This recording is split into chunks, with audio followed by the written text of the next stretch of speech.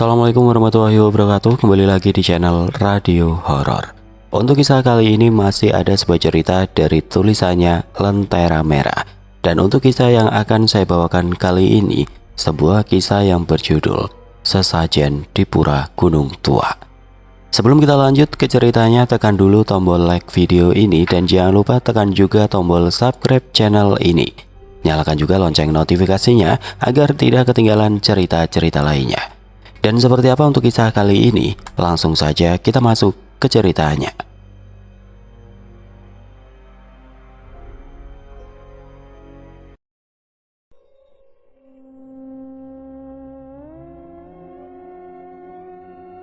Akhirnya sampai juga, seru Nandu, adik laki-laki Dara yang baru berusia 10 tahun.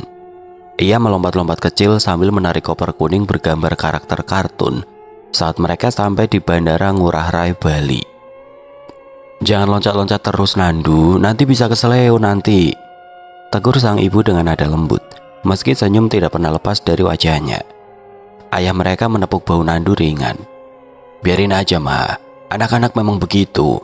Yang penting liburan kali ini harus jadi yang paling seru." Dara tersenyum melihat keluarganya begitu bersemangat. Ini adalah liburan pertama mereka sekeluarga keluar Pulau Bali, adalah pulau yang sangat ingin didatangi oleh Dara. Tidak lama kemudian mereka tiba di villa yang terletak di desa sunyi dekat kawasan perbukitan. Dikelilingi persawahan dan pepohonan rimbun, villa itu tampak tenang dengan puncak pura tua menjulang samar di depannya. "Wah, tempatnya kayak di film ya, sejuk dan pemandangannya sangat indah," gumam Dara menuruni mobil sambil memandangi villa kayu bergaya tradisional Bali yang mereka sewa. "Ini bukan film Kak, ini Bali asli," jawab Nandu sambil terkekeh, lalu berlari masuk duluan begitu pintu villa dibuka oleh pemiliknya, seorang pria parubaya yang ramah. "Selamat datang di desa Gunung Tua. Saya Putu, pengelola villa ini. Semoga nyaman di sini," sambut pria itu sambil tersenyum. "Terima kasih Pak Putu," jawab ayah dengan sopan. Hari-hari berikutnya dipenuhi petualangan menyenangkan. Mereka bermain di pantai Pandawa, mencoba sate lilit dan lawar di warung lokal, serta menyaksikan tarik kecak di Uluwatu saat matahari mulai tenggelam di Cakrawala. "Ini jauh lebih seru dari yang aku bayangkan," ujar Dara saat mereka berjalan di pasar seni Sukawati. Tangannya menggenggam gelang manik-manik hasil kerajinan lokal. "Ya iyalah, kalau liburan ke kantor lagi, Mama mogok ikut," canda ibu sambil memilih kain Bali. Nandu seperti biasa sibuk mengejar seekor anak kucing yang lewat di antara kaki para pedagang. Semuanya terasa sempurna dan tidak ada firasat apapun, bahkan terlalu sempurna hingga tiba hari di mana mereka memutuskan mengunjungi Pura Gunung Tua. Pagi itu, mereka pergi bersama menuju ke Pura Gunung Tua dengan menggunakan mobil dan melewati jalanan sempit. "Namanya Pura Gunung Tua," jelas Pak Putu yang duduk di kursi depan sambil menunjuk ke arah bukit kecil di sisi kiri. "Pura ini sangat tua, bahkan sudah ada sebelum zaman penjajahan. Tempat ini sakral. Orang-orang Bali masih sering datang untuk sembahyang dan memberikan sesajen." Dara menatap keluar jendela, matanya berbinar kagum. Pura itu tampak megah, berdiri di atas tanah yang sedikit lebih tinggi dari area sekitar. Pilar-pilarnya diselimuti lumut, dan ukiran batu yang memenuhi dindingnya. "Kelihatan kayak di lukisan," gumamnya pelan. Begitu mobil berhenti, mereka turun dan disambut dengan aroma kemenyan yang menyengat. Gerbang pura menjulang kokoh di depan mereka. Udara terasa lebih dingin, meski matahari mulai naik perlahan di balik pepohonan. Ibu mendekati papan kayu berukir di dekat tangga masuk dan membacakan isinya. "Dilarang menyentuh atau mengambil sesajen. Hormatilah tempat suci ini." "Jadi ingat peringatan di film horor?" canda ayah mencoba mencairkan suasana, tapi tidak ada yang tertawa. Dara melangkah hati-hati ke pelataran pura yang dikelilingi pohon besar dan batu tua. Sesajen tersebar di setiap sudut dengan janur, bunga, kemenyan dan buah segar seperti apel merah, jeruk, pisang dan masih banyak lagi. Keluarganya berkeliling mengambil foto sambil mendengarkan penjelasan Pak Putu tentang sejarah dan simbol-simbol pura. Mereka bosan. Nandu diam-diam menjauh dari rombongan setelah memastikan tidak ada yang melihat. Ia mendekati sesajen di dekat patung penjaga, lalu cepat-cepat mengambil apel merah dan menyelipkannya ke saku jaket. Kelihatan enak banget. Gumamnya nyaris tidak terdengar. Cuma satu, gak bakal ada yang tahu. Nandu kembali ke keluarganya dengan wajah polos, seolah tidak terjadi apa-apa. Sementara itu Dara merasakan hawa dingin yang tidak biasa. Dia juga merasa sedang diawasi. Ia diam saja, mengira itu hanya sugesti. Tidak lama mereka pun meninggalkan pura Gunung Tua tanpa menyadari ada yang salah. Setelah berkeliling seharian, mereka baru kembali ke villa saat matahari telah tenggelam. Angin mulai bertiup lebih kencang, membuat dedaunan di pepohonan sekitar villa bergesekan satu sama lain. Capek juga ya, muter-muter seharian, ujar ayah sambil membuka sepatu di beranda. Besok kita santai aja ya, kita nikmatin momen di villa, mungkin memasak dan berenang di kolam renang villa, ucap ibu, berusaha terdengar riang meski tubuhnya jelas lelah. Oke, jawab Dara. Nandu tampak lesu, tidak seperti biasanya yang selalu ceria. Seharian ini ia lebih banyak diam. Dara yang masuk terakhir ke villa langsung disergap hawa dingin, membuatnya menoleh ke belakang dan menatap halaman dengan rasa tidak nyaman. Aneh banget, gak ada angin juga. Gumamnya melanjutkan langkahnya dan menutup pintu. Nandu, kamu kenapa nak? Dari tadi kamu diam terus, tanya ibunya memperhatikan Nandu yang duduk di sofa dengan lesu. Nandu hanya menggeleng pelan, matanya menatap kosong ke arah lantai. Aku ngantuk, jawabnya pendek, suaranya lirih dan serak. Baru meletakkan tas, Dara melirik Nandu dengan dahi berkerut. Ada yang aneh, adiknya bersikap tidak seperti biasanya. Dia nggak sakit kan, Mah? Tanya ayah sambil berjalan mendekat. Ibu menyentuh dahi anak bungsunya. Badannya hangat, tapi belum terlalu tinggi, sepertinya dia kecapean. Biasanya dia justru makin heboh kalau capek, kata ayah sambil menuang air mineral ke gelas. Biar istirahat dulu, nanti juga seger lagi. Ayo, mama temani kamu ke kamar, istirahat dulu, ajak ibunya. Nandu beringsut menuju kamar tanpa sepatah kata. Usai makan malam, ayah dan ibu menonton TV, sementara Dara duduk di teras, menatap kolam renang yang tampak suram dalam cahaya lampu taman yang redup. Angin berhembus, membawa kegelisahan yang sulit dijelaskan. Ada suara. Gumamnya melihat sekeliling ke area luar villa. Apa ada perayaan di sini ya? Suara gamelan samar terdengar, memunculkan rasa merinding dan gelisah. Suara mirip dengan saat Dara menonton tari kecak di Uluwatu, tapi yang ini lebih menusuk. Dara pun berdiri, mencari sumber suara, namun villa sunyi tanpa ada tanda perayaan. Tiba-tiba, lampu teras mulai berkedip liar, seperti ada sesuatu yang mengganggunya. Kilatan cahayanya memantul di dinding dengan irama yang tidak beraturan, seolah-olah memberi isyarat dalam hitungan detik, kedipan itu semakin cepat menyilaukan. Lalu padam serempak, menyisakan kegelapan yang menekan segalanya. Dara langsung berlari ke dalam rumah. Ayah, mama, jangan lari-lari Dara, nanti kamu jatuh. Terdengar suara ibunya yang sedang memegang ponselnya sambil menyalakan flashnya. Mana ayah? Tanya Dara. Ayah lagi cek screennya, jawab ibu yang juga berjalan ke depan villa. Mama dengar suara musik nggak? Suaranya mirip kayak iringan pas tarian kecak di Pura Uluwatu, tanya Dara. Ibunya memutar kepala. Musik? Enggak. Emang ada? Tanya ibunya mengernyitkan dahinya. Ada loh, musik iringan gitu, bukan musik lagu, ucap Dara meyakinkan ibunya. Ibu menatapnya dengan alis terangkat. Suara gamelan. Dara mengangguk pelan. Iya, tapi kayak dari jauh banget. Denger gak sih, Mah? Suaranya mirip banget sama iringan musik tari kecak di Pura Uluwatu. Belum sempat ibunya menjawab, tiba-tiba teriakan lirih terdengar dari kamar Nandu. Nandu? Tanpa berpikir panjang, Dara langsung berlari ke sana bersama ibunya. Pintu kamar terbuka lebar. Dalam cahaya flash, Nandu tampak pucat dan berkeringat deras. Nafasnya tersegal seolah sedang mimpi buruk. "Nandu!" Ibu langsung menghampiri, duduk di tepi ranjang dan menyentuh dahinya. Sentuhan itu membuat tubuh ibu sedikit tersentak. "Ya Allah, panas banget," katanya panik. Ia pun segera merayu termometer digital dari laci dekat tempat tidur. Dara berdiri di samping tempat tidur, menatap adiknya yang menggeliat dengan ekspresi tidak tenang dan terlihat gelisah. Termometer berbunyi. 4,1 derajat Celcius. Ya Tuhan, ibunya sangat khawatir saat melihatnya. "Dara, panggil ayahmu. Kenapa lampunya juga belum menyala? Nandu demam tinggi," ucap ibunya penuh kekhawatiran. Iya," ucap Dara mengeluarkan ponselnya dan menyalakan flash di sana.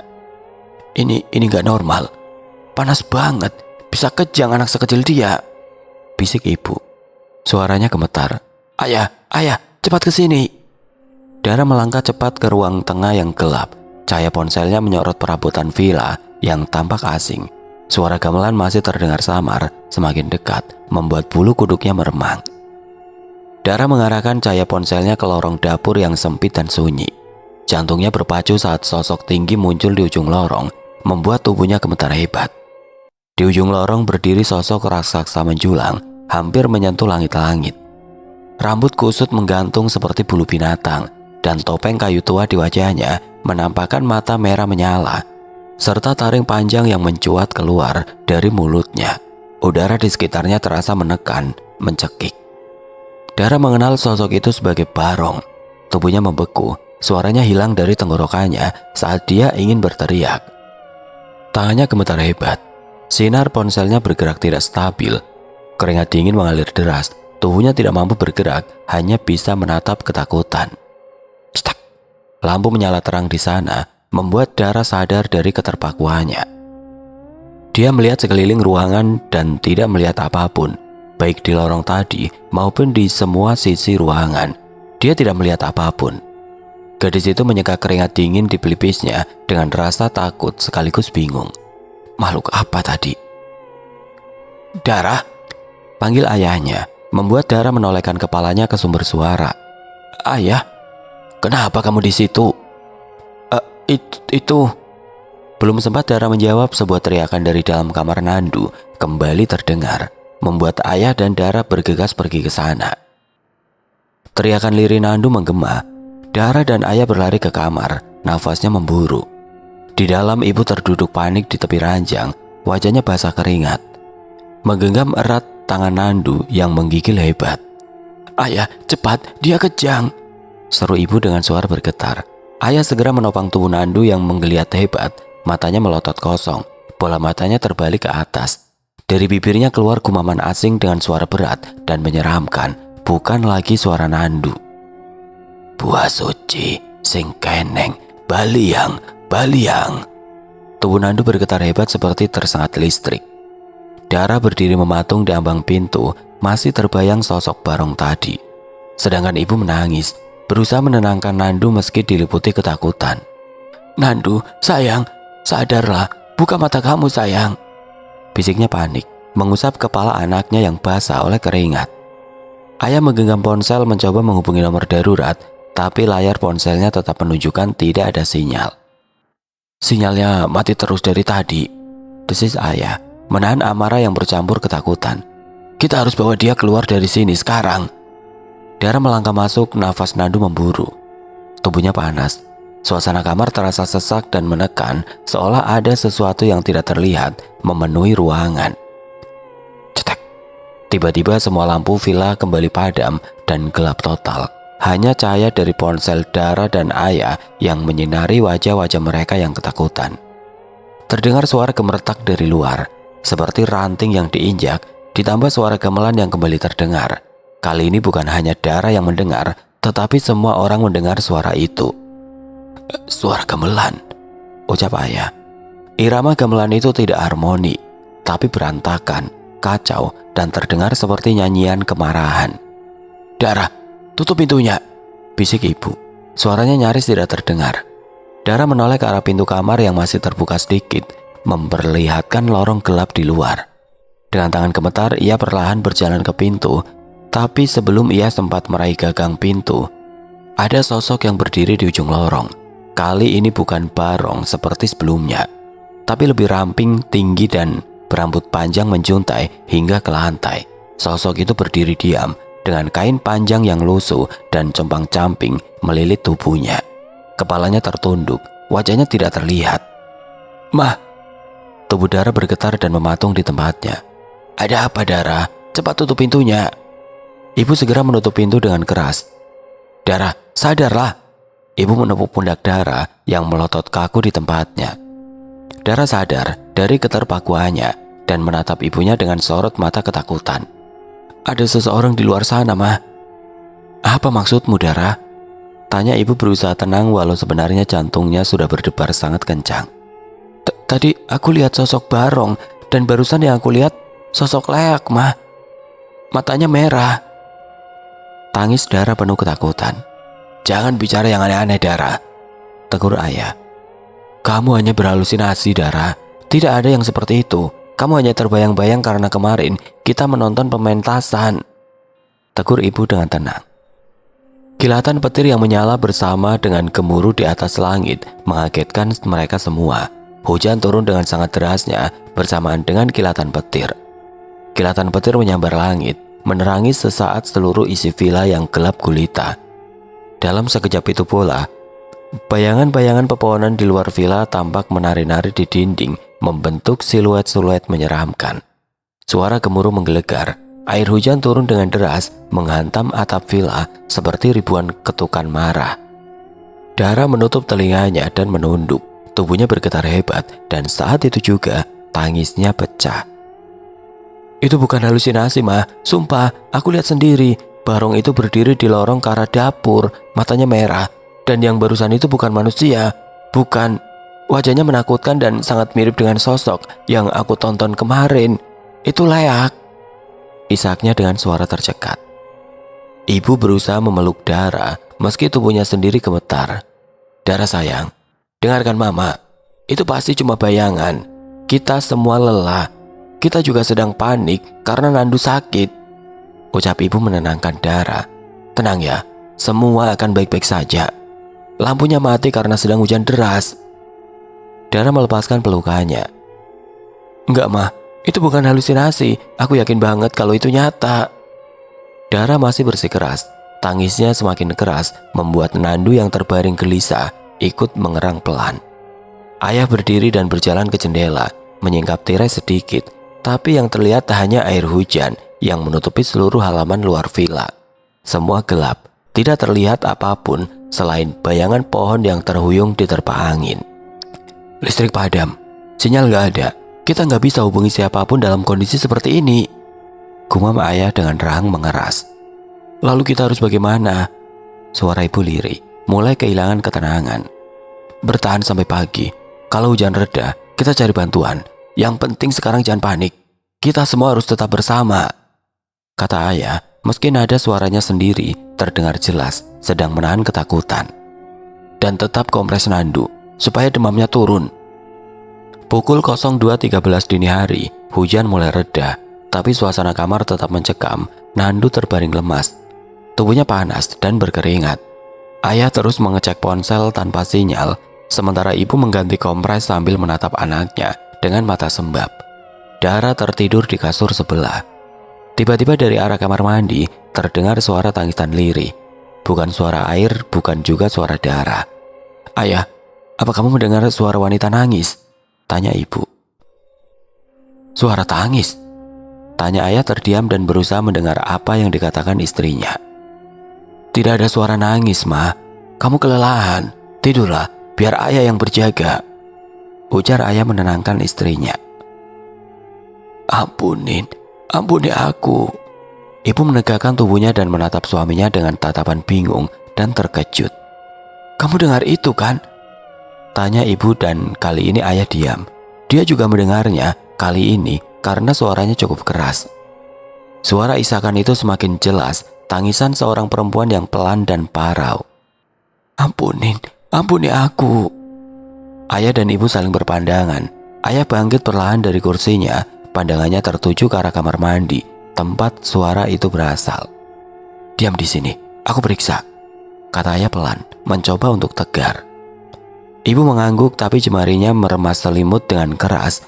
Ia menatap ke arah Dara dan Nandu, memastikan keduanya masih tertidur. Ayah meraih senter dan melangkah pelan ke kamar mandi. Pintu terbuka sedikit, seperti baru saja ada yang keluar. Lantainya dingin dan basah. Ia menelan ludah, mencoba menenangkan diri. Saat cahaya senter menyorot ke dalam, tidak ada apa-apa. Dan tampak sunyi, tidak ada suara apapun. Tapi di lantai, terlihat jejak kaki basah. Lalu cermin berembun, perlahan muncul tulisan samar. "Kembalikan yang kau bawa." Ayah mundur dengan wajah pucat, tapi sebelum sempat bersuara, senternya berkedip-kedip. Lalu dalam hitungan detik, mati total. Tiba-tiba suara cakaran kuku terdengar dari atas plafon villa. Terdengar sangat keras, membuat tubuh merinding. Ayah, ada sesuatu di atas." Plafon kayu berderak pelan, seolah ada makhluk yang merangkak pelan di atas sana. Krak, krak, krak. Tidak lama suara itu hilang, sampai terdengar lagi suara isakan yang tidak lama berubah menjadi suara tawa nyaring. Hingga suara jeritan kencang seorang wanita yang menyayat gendang telinga. Brak. Pintu lemari pakaian di kamar terbuka dengan keras tanpa sebab. Ibu menjerit pelan. Ayah berlari kembali ke kamar. Wajahnya penuh keringat dingin. "Kita harus keluar dari kamar ini." Saat itulah Dara mendadak terbangun dengan nafas yang memburu. "Ada apa?" Gumamnya panik. Matanya menatap lurus ke arah langit-langit kamar. "Ayah, Mah, siapa yang di atas kita?" ujarnya dengan panik. Ayah dan ibu sontak menengadah. Di sela-sela kayu plafon yang sedikit terbuka, tampak sepasang mata merah menyala menatap turun ke arah mereka. Matanya besar dan menyala merah, sesekali berkedip lambat. Ibu menjerit keras, memeluk Nandu yang mulai menggigil. Dara meraih tangan ibunya, penuh ketakutan. Tubuhnya gemetar. Tiba-tiba plafon di sudut ruangan ambruk sedikit, dan dari sana terjatuh bunga sesajen layu dan seikat rambut panjang yang basah. "Ampuni, kembalikan, kembalikan." Suara perempuan itu bergema dari seluruh penjuru villa. Bukan hanya satu, tapi seolah ada banyak suara, bersaut-sautan bersama dengan tangisan, tawa, dan bisikan. Ayah meraih tas dan ponsel. "Kita harus keluar dari villa ini, sekarang." "Tidak bisa, hujan deras, Nandu masih demam tinggi dan..." Ibu tidak bisa menyelesaikan kalimatnya, tubuhnya gemetar hebat. Dara menatap jejak tanah dan bunga yang berserakan di lantai kamar. "Ini sebenarnya apa yang terjadi, Ayah? Aku sangat takut." "Ada sesuatu yang salah, pasti ada yang salah," ucap ayah memeluk Dara di sana. "Dara, apa kamu melakukan sesuatu saat kita pergi ke tempat-tempat sakral?" Dara menggelengkan kepalanya dengan polos dan penuh ketakutan.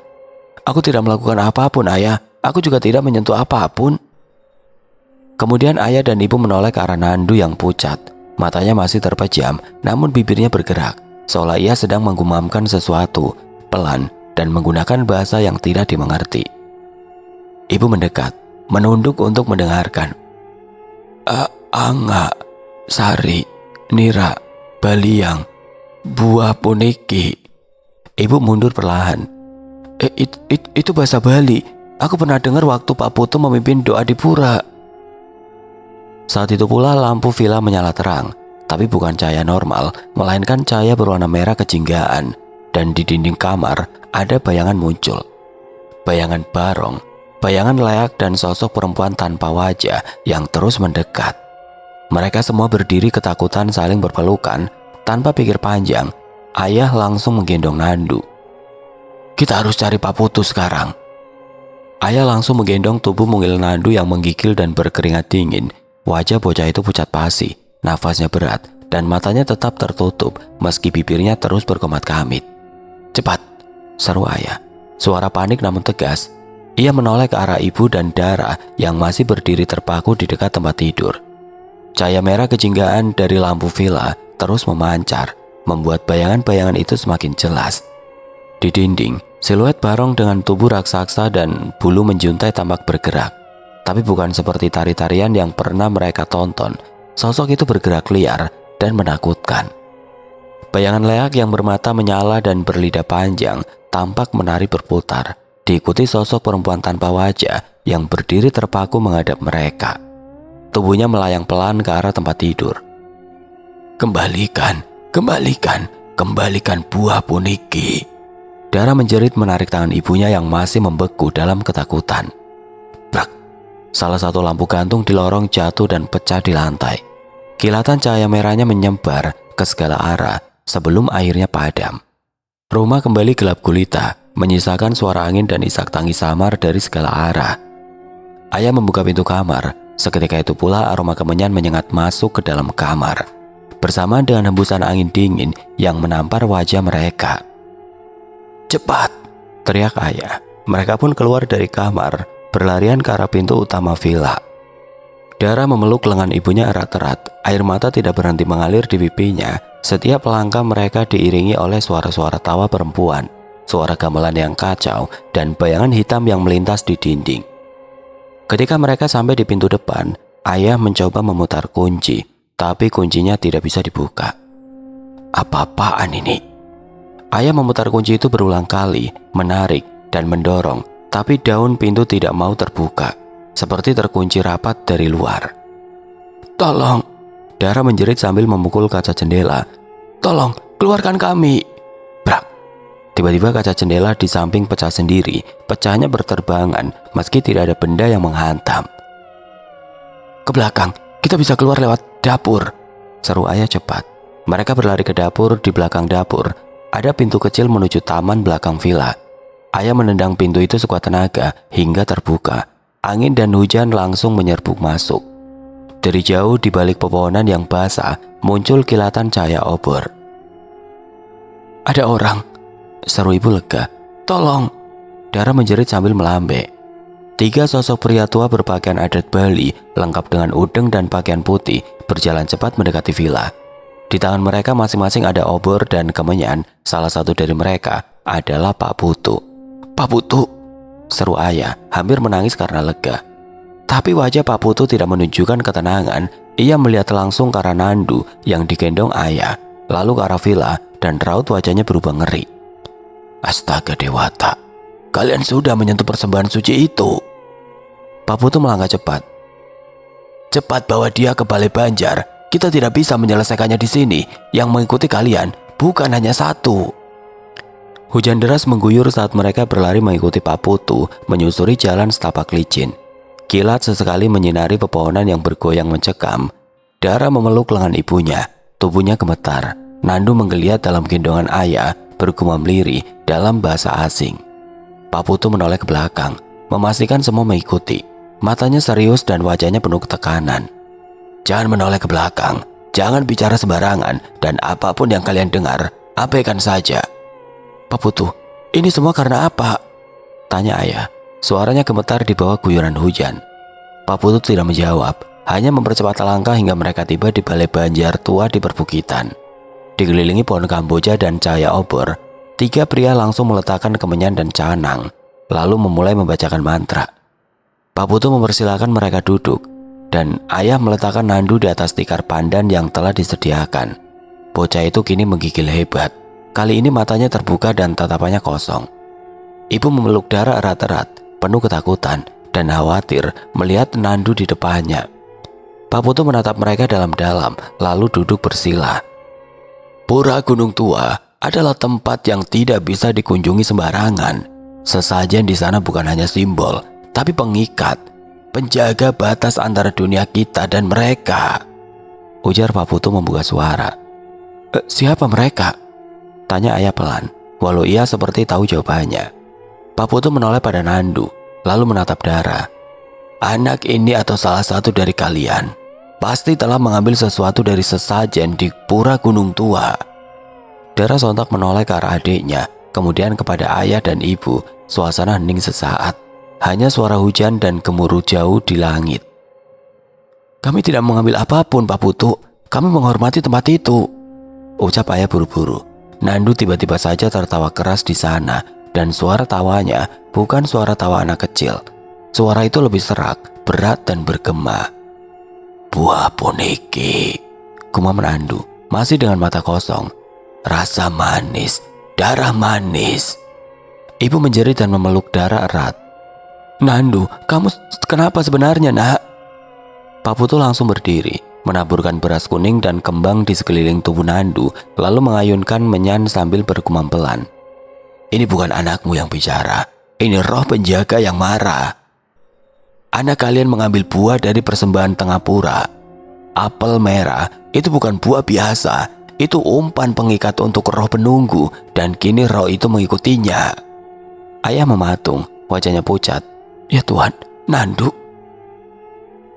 Bagaimana dengan anak saya sekarang, Pak Putu? Tolong kami." Pak Putu berhenti sejenak. "Kami harus melakukan membahyu kentu, ritual pembersihan dan pelepasan roh. Tapi itu butuh waktu, dan kalian harus kuat, karena mereka begitu marah, mereka menginginkan Nandu." Ibu semakin menangis di sana, dan memohon untuk keselamatan putranya. Tiba-tiba angin berembus kencang ke dalam balai Banjar, meniup semua lilin dan obor hingga padam. Dalam gelap, suara langkah kaki berat dan berderap seperti tarian mendekat dari luar. Dara memeluk ibunya dan berbisik lirih. "Itu Barong, dia datang lagi, Mah." Suara langkah kaki itu berat dan berirama seperti tari sakral yang diputar ulang. Dalam keheningan malam, setiap derapnya menggetarkan lantai bambu balai Banjar. Angin bertiup kencang dari arah utara, membuat daun-daun kamboja berjatuhan dan melayang masuk ke dalam ruangan. Pak Putu berdiri perlahan, wajahnya menegang, tapi matanya tetap tenang. Ia memberi isyarat pada dua pria tua lainnya untuk mulai menaburkan garam dan bunga melati ke 4 penjuru balai. "Semua diam, jangan panik, jangan melawan. Apapun yang kalian lihat nanti, biarkan saja," ujar Pak Putu lirih, namun tegas. Krak, krak, krak. Papan bambu berderit seperti diinjak sesuatu yang sangat berat. Dara gemetar dalam pelukan ibu, menahan tangis. Ayah meremas tangan mereka, berusaha tetap tegar meski keringat dingin membasahi pelipisnya. Kemudian dari arah pintu balai yang terbuka separuh itu, sesuatu muncul. Sosok Barong itu tidak lagi sekedar bayangan, kini ia nyata. Tubuhnya besar, mengenakan bulu-bulu panjang yang terlihat basah oleh hujan. Di kepala kayunya terdapat mahkota emas yang retak di sisi kanan. Matanya tetap menyala merah, dan dari sela giginya yang besar keluar uap panas seolah makhluk itu sedang bernapas. Namun yang paling mengerikan adalah sosok itu menari. Gerakannya lambat, namun ritmis, seperti mementaskan tarian sakral yang disucikan. Tapi kali ini dalam versi menyeramkan, di mana tidak ada musik gamelan, hanya derap langkah dan suara nafas berat. Nandu yang sebelumnya menggeliat lemah, kini tertawa keras. Tubuhnya menggeliat tidak terkendali, matanya membelalak lebar, pupilnya mengecil seperti titik. Suaranya yang keluar dari mulutnya bukan milik bocah 10 tahun. "Banten puniki, sane kaambil. Suksmaning ida sane, dados angga, ida malaja anak puniki." Pak Putu bergegas duduk kembali, membakar kemenyan dari bahan yang disiapkan. Asapnya mengepul ke langit-langit balai, menari bersama dengan hawa dingin yang mulai menusuk tulang. Roh penjaga marah karena pengorbanannya terganggu. Apel itu adalah wadahnya. Begitu dipindahkan, pintu antara dunia kita dan mereka terbuka. "Apa dia bisa dikembalikan?" tanya ayah terbata. Matanya tidak lepas dari tubuh Nandu yang kini melayang beberapa senti dari tikar, menggeliat seperti boneka yang dimainkan paksa. "Belum terlambat, tapi kalian harus jujur, terutama kamu." Pak Putu menunjuk Dara. Dara terkejut. Tapi aku tidak." Pak Putu menatapnya dalam-dalam.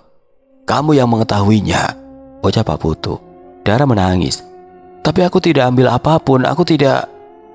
"Kamu tahu adikmu mengambilnya, tapi kamu diam," ujar Pak Putu tegas. Dara tercekat, teringat Nandu yang sempat menjauh saat di pura. Wajah polosnya yang pura-pura bosan kini terasa mencurigakan. Aku tidak yakin waktu itu, jadi aku juga tidak bertanya apapun pada Nandu," ucap Dara menunduk. Pak Putu mengangguk. "Kamu harus bantu membebaskan adikmu. Kamu yang pertama menyadari, maka kamu yang bisa membimbingnya kembali." Dara menatap adiknya yang terus menggeliat. Kini tangannya memegang perut sendiri, seperti menyembunyikan sesuatu.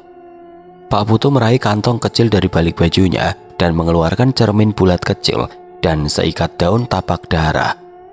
Ia memberikannya pada Dara.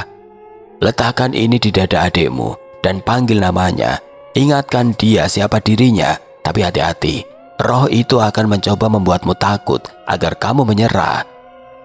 Kalau aku gagal, suara Dara bergetar. Pak Putu menatapnya lama. Kamu akan kehilangan adikmu selamanya. Dara menelan ludah. Dengan tangan gemetar ia meraih cermin kecil itu dan merangkak perlahan ke arah tubuh Nandu yang masih melayang tipis di udara. Cermin itu kini bersinar samar, seolah merespon keberadaan roh yang menempel di tubuh Nandu. Nandu, ini aku, kakakmu, Dara, bisik Dara lirih, bergetar oleh rasa takut. Kamu bukan bagian dari mereka, kamu bukan milik mereka, kamu adikku, kamu Nandu. Ingat waktu kita ke pantai kemarin, kamu ketawa gara-gara aku kejatuhan es krim. Tubuh Nandu mulai bergetar, jemarinya yang kaku perlahan mengepal. Kamu suka ayam goreng, kamu takut cicak, kamu suka gambar dinosaurus, kamu Nandu, kamu adikku, kamu milik keluarga kita, bukan mereka. Cermin di tangan Dara tiba-tiba retak. Retakan itu menjalar dari tengah, mengeluarkan kilatan cahaya aneh yang menyilaukan.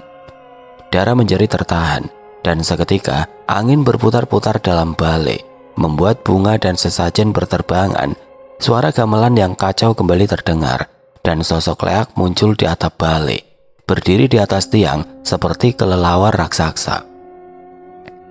Pak Putu dan para tetua berseru dalam bahasa Bali kuno, melempar air suci dan menyan ke arah sosok itu, mencoba mempertahankan batas pelindung ritual. Tapi Dara tetap menggenggam tangan adiknya meski tubuhnya kini terasa seperti terbakar dari dalam, dan tidak akan pernah melepaskan tangan adiknya. Sedangkan ibu dan ayah mereka fokus dan terus bergumam, membaca doa sesuai keyakinannya, berharap kedua anaknya selamat dan kembali pada mereka. Aku sayang kamu Nandu, aku gak akan biarin kamu sendirian di sana. Ayo pulang, tolong, pulang Nandu. Tubuh Nandu yang tadinya kaku bergetar, perlahan jatuh ke atas tikar pandan, nafasnya terengah. Mata yang tadi kosong perlahan mulai hidup, dan dari mulutnya keluar suara pelan dan gemetar. Kakak, itu suara Nandu. Dara langsung memeluknya, menangis sejadi-jadinya. Nandu. Pak Putu menunduk syukur, menyapu peluh dari wajahnya. Sosok Leak lenyap dalam asap hitam, dan Barong yang masih berdiri di luar balai perlahan mundur ke dalam kabut, menghilang seiring senyapnya suara gamelan yang menyeramkan. Dia kembali, ujar Pak Putu pelan. Nandu, ayah dan ibu memeluk kedua anaknya di sana. Ayah, mama, Nandu menangis di sana. Pak Putu duduk bersila, wajahnya kini lebih tenang setelah semua ritual selesai. Di depannya keluarga Dara duduk mendengarkan dengan penuh perhatian. Syukurlah, semua sudah mereda. Kalian boleh bernapas lega, tidak ada korban dan anak kalian selamat, ujar Pak Putu menghela nafas pelan. Tapi ingatlah baik-baik, kejadian ini bukan sekedar mimpi buruk. Kami benar-benar tidak menyangka semuanya bisa separah ini. Ayah menunduk dalam. Kami benar-benar minta maaf Pak Putu. Kami tidak tahu dan kami tidak bermaksud tidak hormat. Terima kasih karena sudah menyelamatkan anak-anak kami. Pak Putu mengangguk perlahan, menyapu peluh dari dahinya. Dewata masih melindungi kalian, tapi pelajaran ini jangan pernah dilupakan. Nandu yang duduk bersandar pada ibu perlahan bangkit dan menatap Pak Putu dengan mata yang masih merah sehabis menangis. Pak Putu, maaf, aku telah iseng dengan mengambil buah itu. Maafkan aku, Pak. Anak itu menunduk malu dan penuh penyesalan. Pak Putu tersenyum tipis, lalu mengusap kepala Nandu lembut. Sekarang kamu tahu nak, jangan ulangi lagi. Bahkan satu biji buah pun bisa jadi jembatan antara dunia manusia dan roh-roh penjaga. Hormatilah tempat suci dan jangan pernah meremehkan kekuatan yang tidak terlihat. Dara memeluk adiknya erat. Ayah menatap langit yang mulai terang di ufuk timur. Kabut pun perlahan tersibak. Yang kalian alami ini adalah pengingat bahwa di tanah ini setiap pohon, batu dan asap menyan punya jiwa. Dan jiwa-jiwa itu akan tetap tenang selama kita menjaga keseimbangan dan rasa hormat. Nasihat Pak Putu. Mereka semua terdiam, hanya bisa mengangguk. Cahaya pagi mulai menyusup ke sela pepohonan, menandai akhir dari malam panjang penuh teror dan awal dari perjalanan yang akan mereka ingat seumur hidup. Sebab budaya dan kepercayaan lokal harus dihormati. Apa yang bagi kita terlihat sederhana, bisa jadi memiliki makna sakral yang mendalam. Tindakan kecil seperti mengambil sesajen, meski tanpa niat jahat, bisa berakibat fatal. Kami sungguh menyesal, Pak Putu. Anak-anak perlu diajarkan dan diberi pengertian. Batas antara dunia kita dan dunia mereka sangat tipis di tempat-tempat seperti ini. Keisengan yang tampak sepele bisa membawa bencana jika kita tidak tahu apa yang sedang kita ganggu. Jadi, semuanya karena apel itu ya, Pak? Bukan semata karena apel, Nak, tapi karena ketidaktahuan dan ketidakhormatan. Kini kalian sudah tahu, dan semoga bisa menjadi pelajaran yang tidak akan pernah kalian lupakan ke depannya. Oke teman-teman, sekian untuk kisah kali ini. Bagaimana menurut kalian tentang kisah ini? Tulis komentar kalian di kolom komentar. Dan semoga apa yang sudah saya bagikan dalam kisah ini dapat dijadikan pembelajaran untuk kita semua. Dan buat teman-teman yang baru bergabung, jangan lupa untuk like, komen, share, serta subscribe channel ini. Dan jangan lupa nyalakan juga lonceng notifikasinya agar tidak ketinggalan cerita-cerita lainnya. Dan akhir kata, wassalamualaikum warahmatullahi wabarakatuh.